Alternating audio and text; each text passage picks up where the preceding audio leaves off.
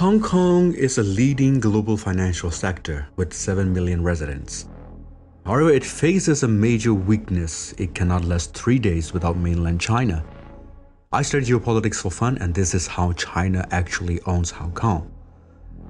The territory basically lacks sufficient natural water resources for its own people.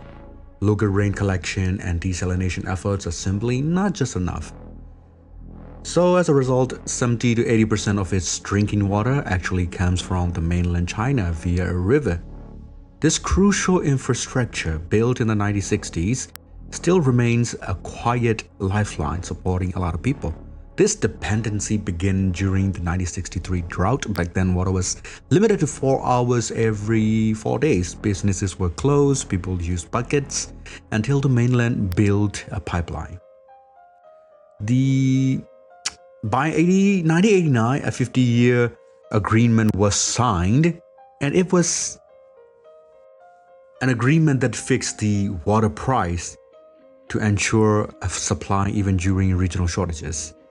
During the 2019 unrest, some even say things like China weaponized all these water supplies, but the supply never actually stopped, not even for a day. So despite political tensions, the agreement was still honored.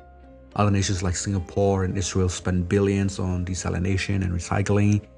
Hong Kong might probably follow the example, but it would triple the cost and take decades to finish. Despite political criticism and calls for independence, every resident in Hong Kong depends on mainland water. So this interdependence is not the same as oppression. Sometimes the system we criticize are what keep us alive.